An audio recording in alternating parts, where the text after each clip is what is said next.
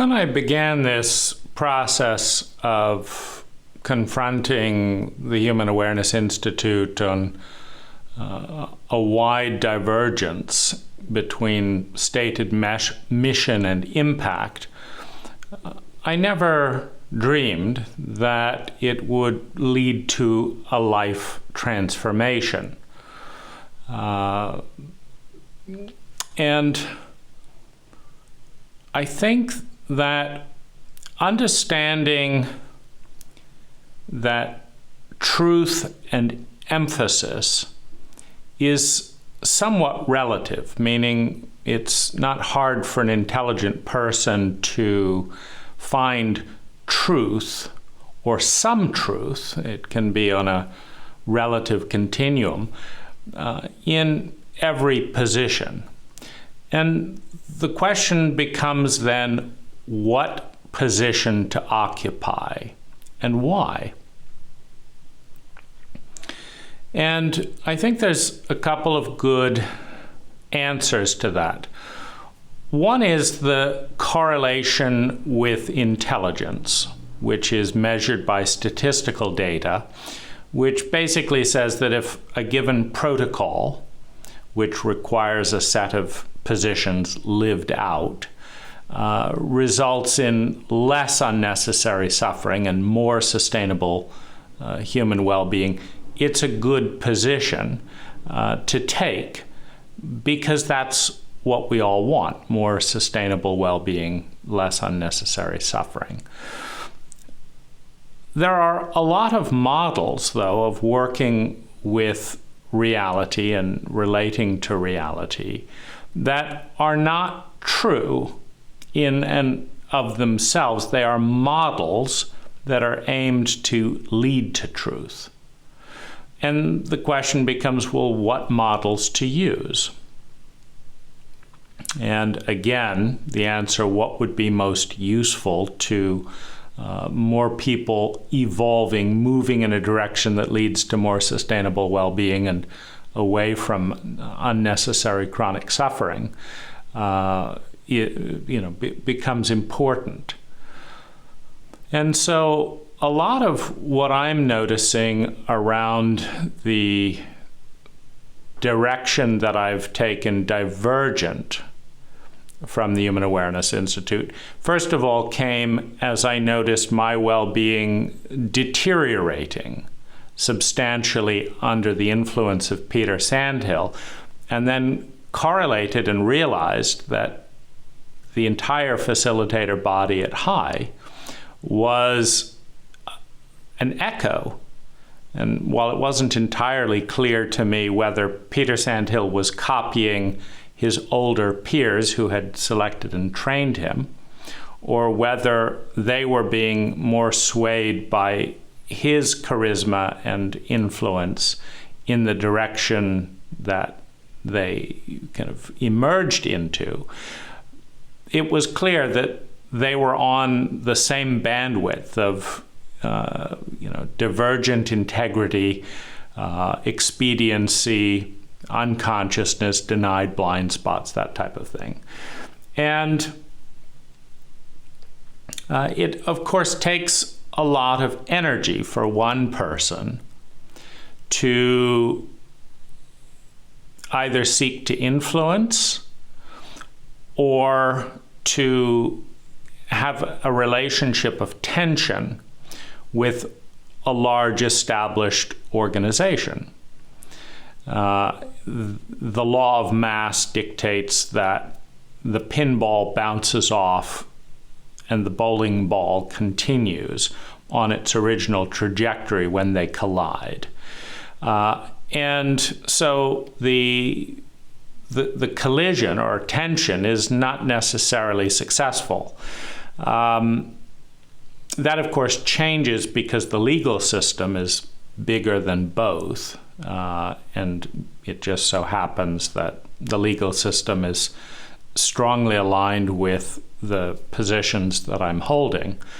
But what I'm interested in is what are the byproducts of this divergence? Because my well-being was going down under the influence.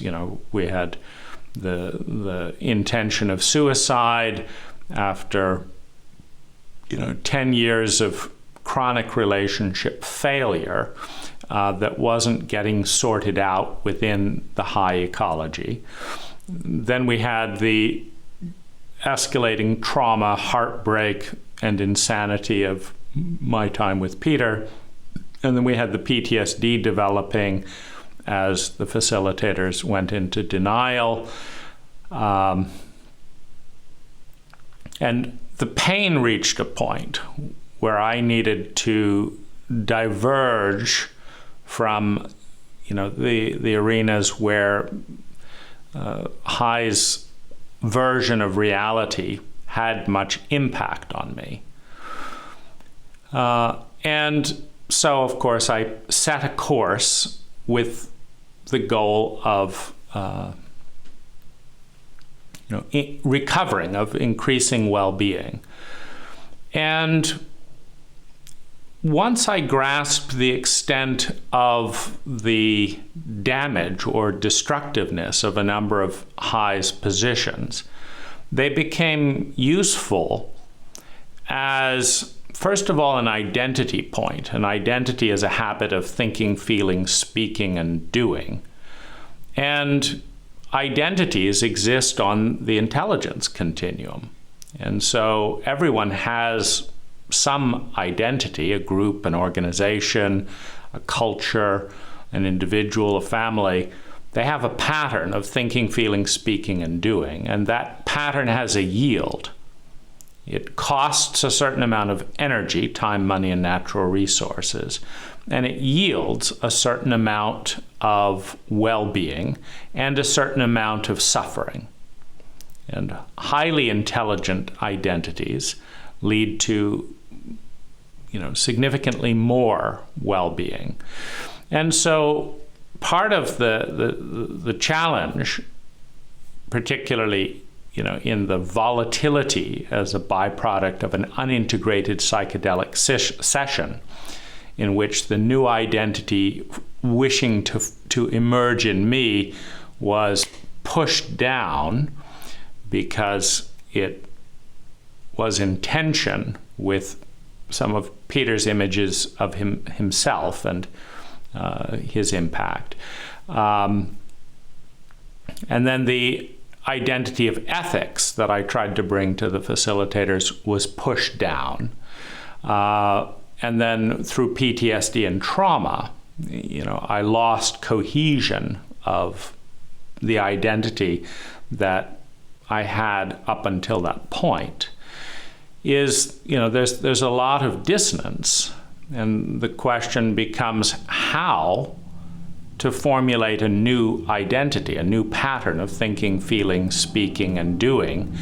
And in the vastness of the unknown, the real question is that new identity lower on the intelligence continuum, i.e., consumes more energy for more suffering, which was the initial experience, or what would a higher level of intelligence or an identity with a higher level of intelligence look like? And these series of events have in many ways served as an anchor point of reference. Now, once I got that High had a very destructive identity around this pattern of events, they became useful as an antithesis.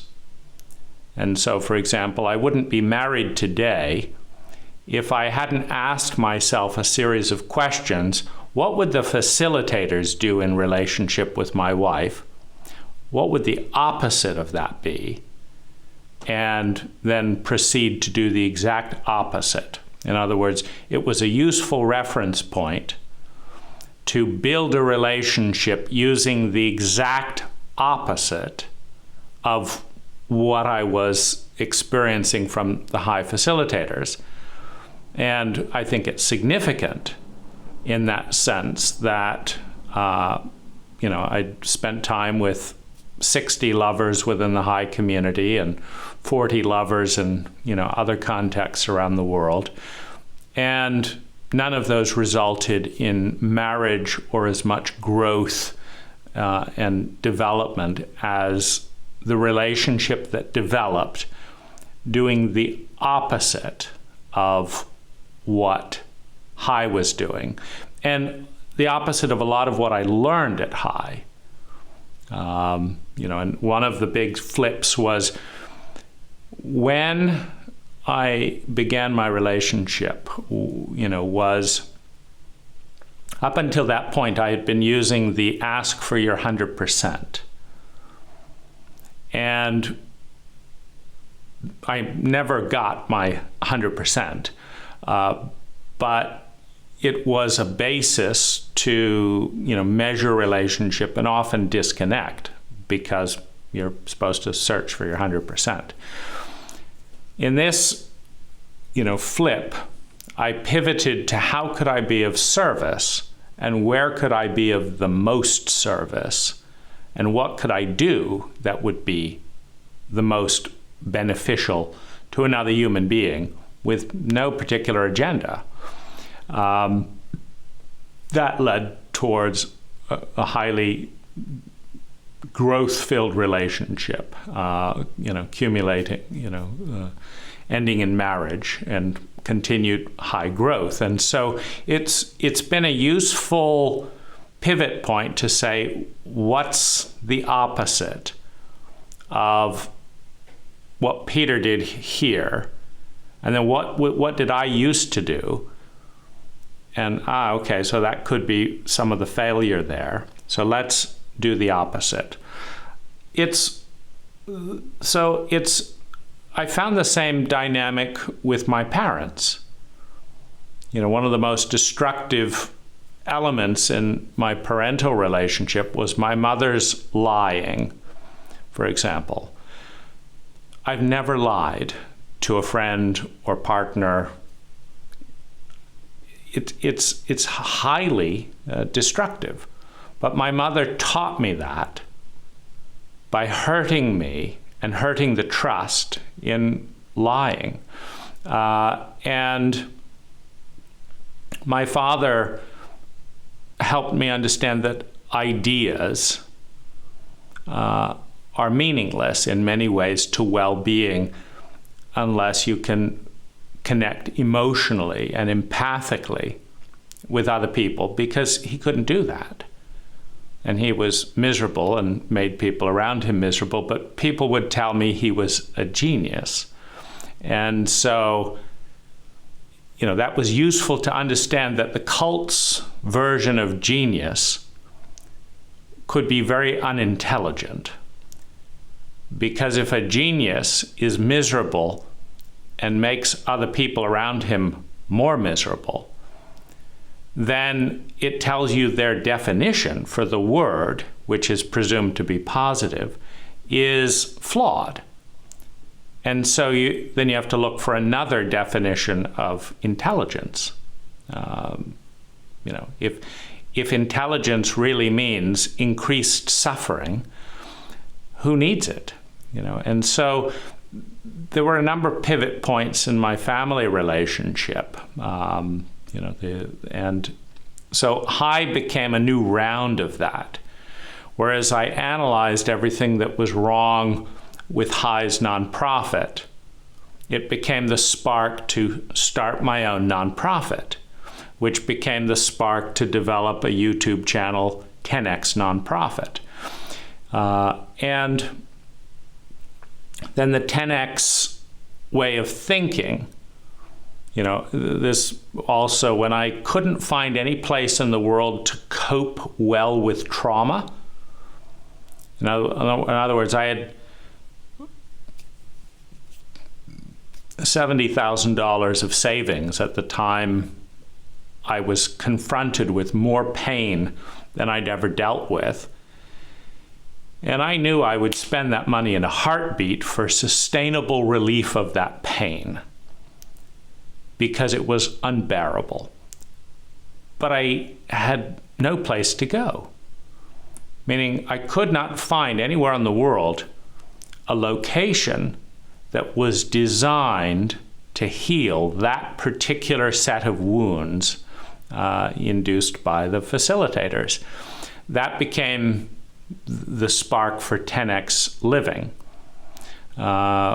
which is, an organization of roughly 70 to 150 people living in a relationship that generates 10 times more well-being per unit of energy consumed. So reduced carbon footprint, reduced energy consumption, reduced cost of living financially, but substantial increase in sustainable well-being.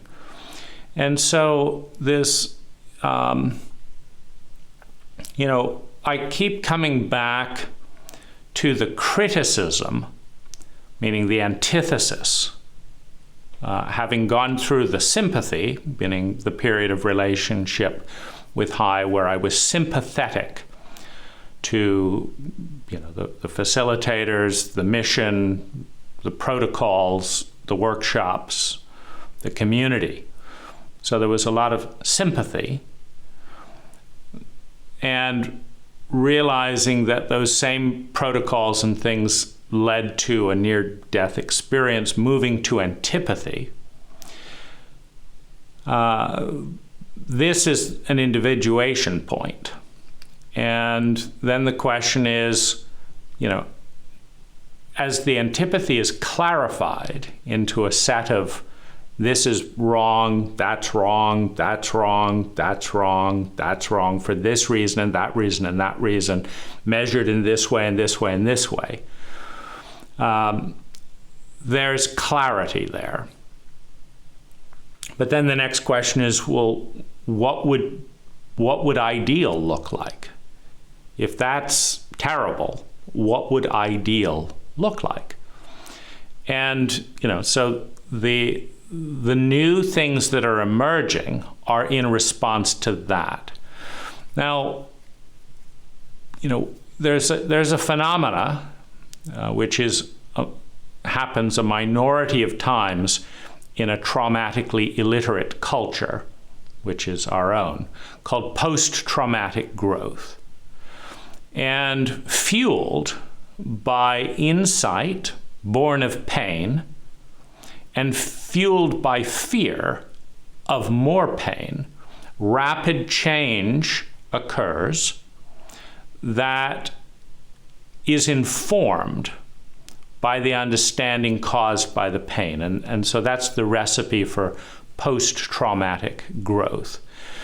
And so while I continue to suffer substantial symptoms of PTSD, and return, and reiterate and clarify exactly what's wrong, what's asymmetrical, what's unhealthy, what's toxic, what's insane, what's painful about these interactions between myself and the Human Awareness Institute in its various levels.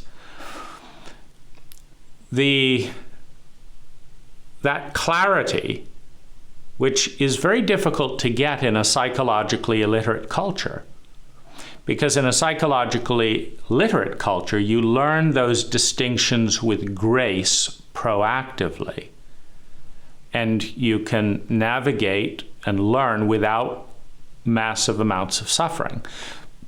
But in a shadow avoidant, shame-based, fear-based, and psychologically illiterate framework, the only way to learn these things is through pain. And so I've been handed 500% more pain in a number of different forms simultaneously than I've ever held with my life, in my life.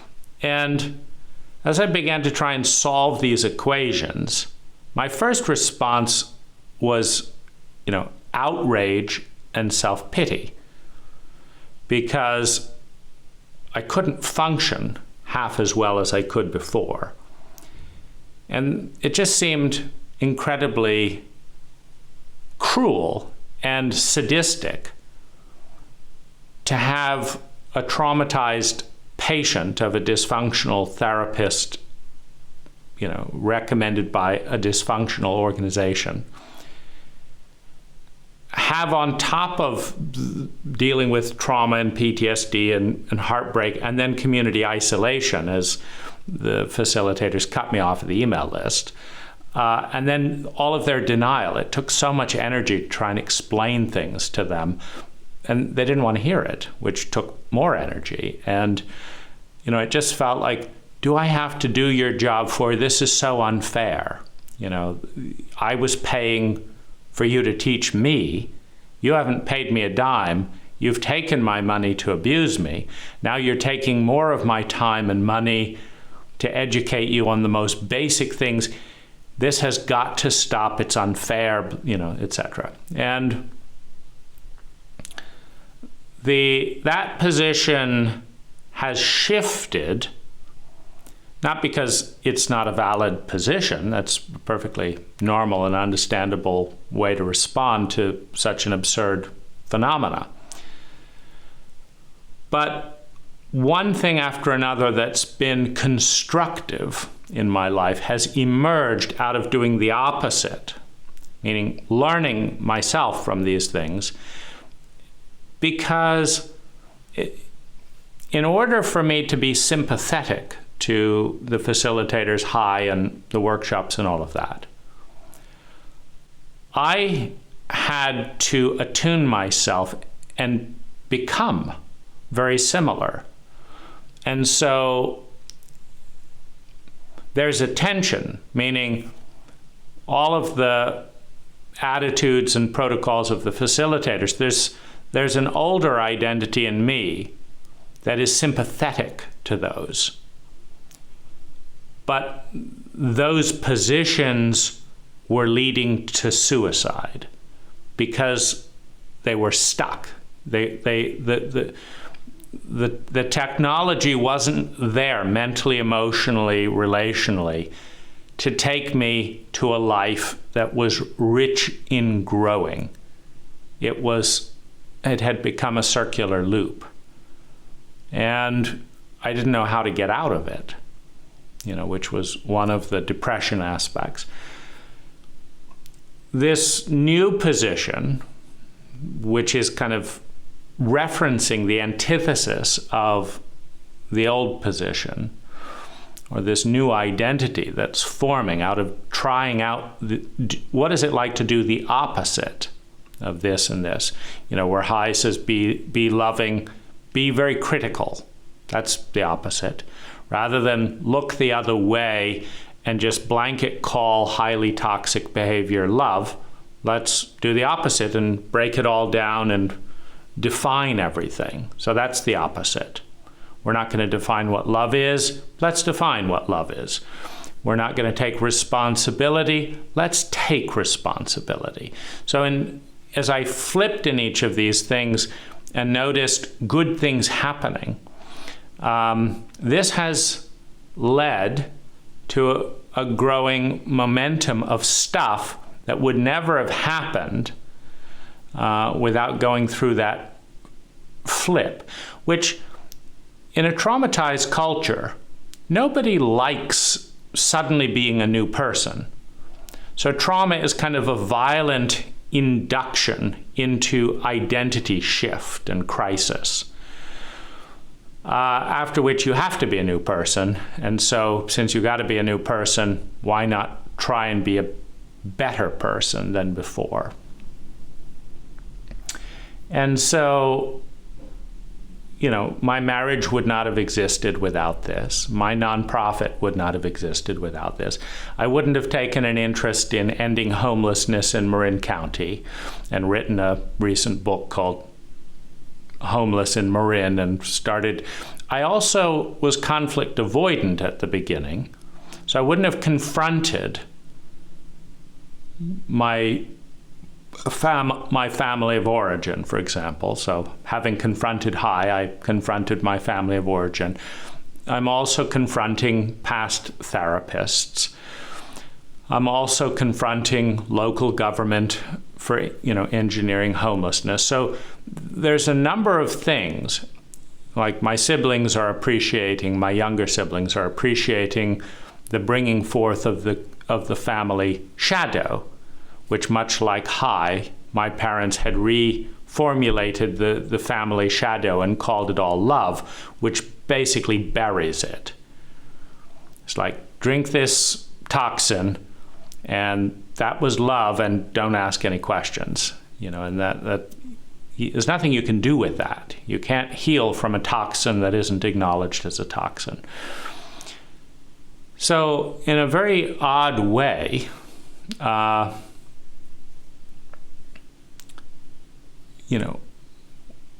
while still in the throes of PTSD and dissociative levels of pain, what I have done in the last 4 years is expanded creative output in multiple fronts simultaneously by about 1,000%.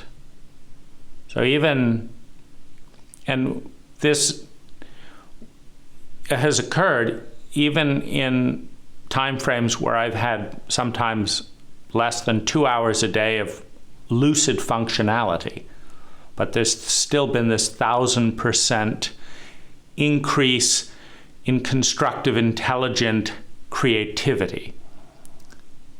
And that creativity is coming out of the antithesis, moving to the ideal. And I just look at where it's going. Like, my end game is not fire a facilitator or something like that. My end game is that every school that deals with sexuality and therapy on the planet has a competent set of best practices that emerges into focus around all of this. And perhaps there's a rating system of organizations, just like I'm developing a rating systems for cities to how humane they are around homelessness, beginning, of course, with, is it legal? Is it legal in this arena to construct a low-cost house? Because if you've made low-cost housing illegal without guaranteeing the income of your people, you've just manufactured homelessness, which is what we're currently doing.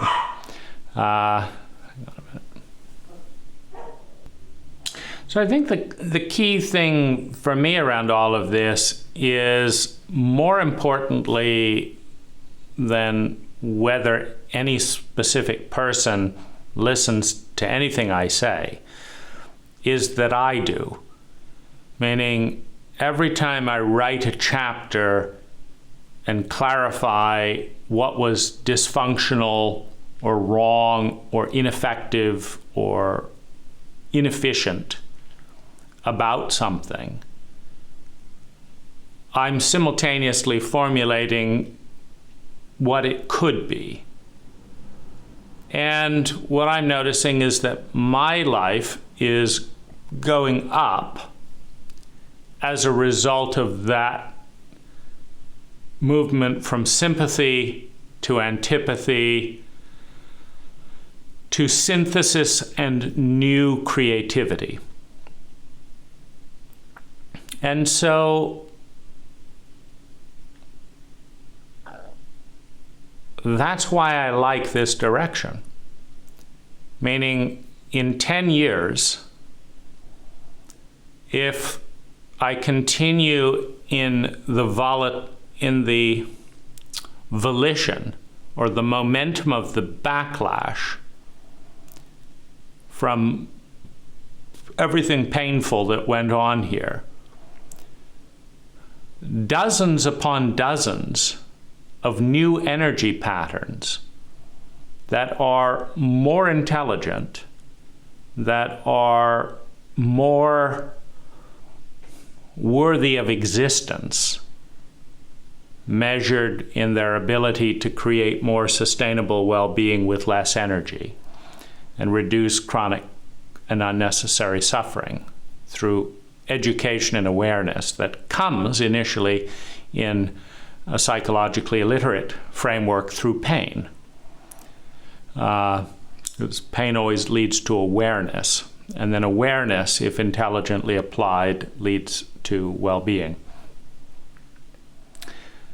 So it's really important for me to go through and really understand everything dysfunctional in my culture, in the Human Awareness Institute, in the therapeutic paradigms that I've experienced, in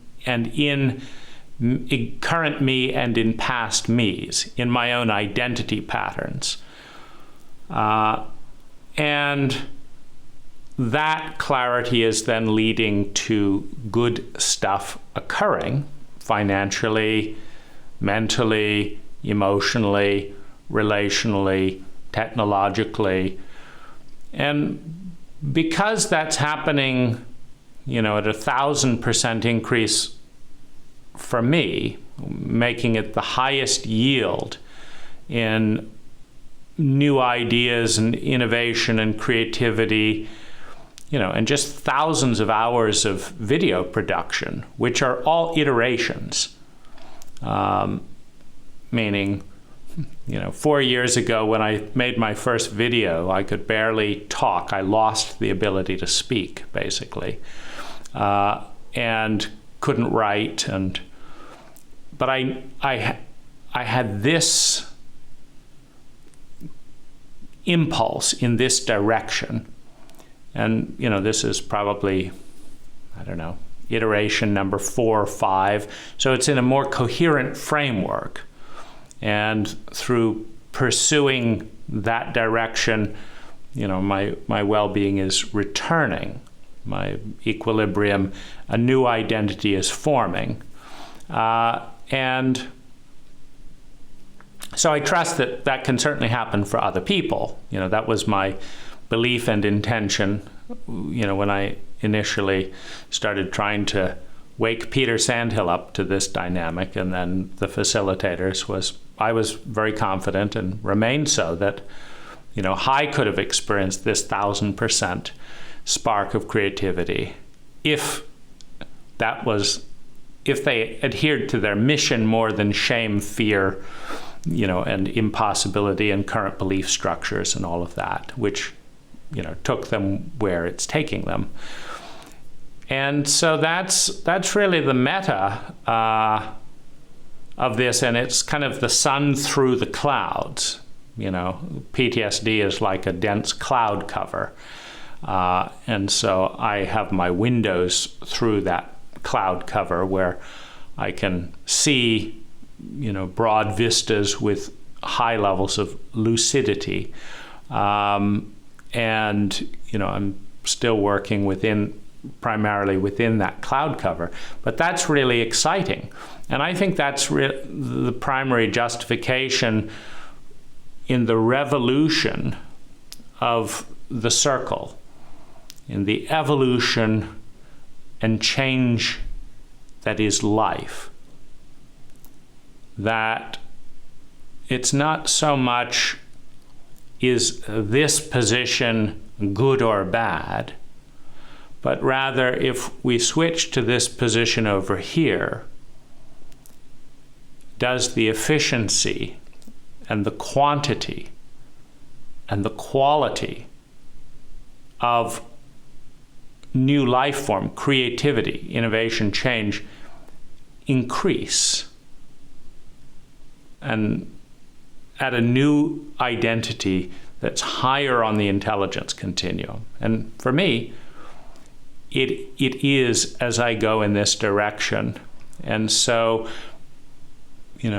aggression is something I've avoided my entire life. And, James Hillman, one of the psychologists, that I've allowed to influence some of this dynamic has said that, in the traumatic cycle of fight, flight, and freeze, that most people default to one or two, and I defaulted to flight and freeze. I didn't fight because that nearly got me killed, as a child with, a father with rage attacks who was an effective giant. So fight has been off my map while dealing with traumatic terrain. And Hillman suggests that if you always fight or fight and freeze, you need to practice running to complete the loop so that you're not stuck in that particular revolution. And for me, the blackout point was aggression. I would run, I would freeze endlessly, regardless of the legitimacy of my position. But I wouldn't hold it with conflict. And there's a tremendous amount of my life that has just been stillborn because I wasn't willing to fight for something. And in a relatively low level of intelligence that is attached to identity, because in a highly traumatized cult, your big fear is of losing identity, because that's what happens in trauma. So you're protecting from the volatility of lost identity because trauma does that violently. And the reaction in a trauma-illiterate cult is to cling rigidly to whatever identity formulates after the trauma as the safety from the chaos and the unknown. And we are a traumatized cult that is very attached to ideas and not that open to fluidity. So it just meant that, I would dissociate and dissociate and dissociate and dissociate from power structures and kind of remain in relative isolation, because to advocate for a more intelligence-based, meaning you measure the probability field of moving up that continuum of a different identity or protocol. You measure that probability field and how much energy it consumes to create that. And then you measure the status quo and how much energy it takes to create that and how much suffering is produced there. And basically, we're at a very low level of intelligence as a cult. And we're very attached to our identity. And so a certain amount of aggression and tension is necessary to overcome that instinctive fear of change. And I've avoided that my entire life. And so I've had the awareness, but the impotence to do anything about it. And I would have done almost anything to avoid a conflict. Meaning if Hai's position was even moderately reasonable, I would have gladly bowed myself so as to avoid conflict into, just a somewhat crazy position.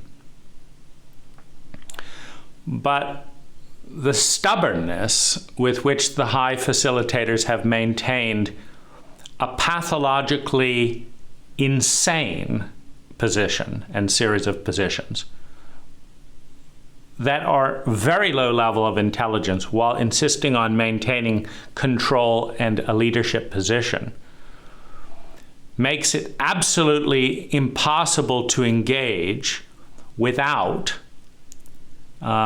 conflict. So the possibility is either just to dissociate completely or embrace the fact that sometimes the fight impulse in response to severe trauma, etc., is the healthier one, when what you're fighting for is a position that, once attained, will lead systematically to a higher probability field for all concerned. Because that's what the probability field, that's what the data supports. And this is the intelligent use of sensitives, and it also reflects the way sensitives are abused. A sensitive sees things before everyone else does.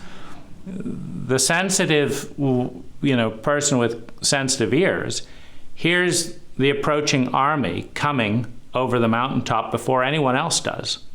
That's their job. That's why nature produces sensitives that pick up on things before the majority does.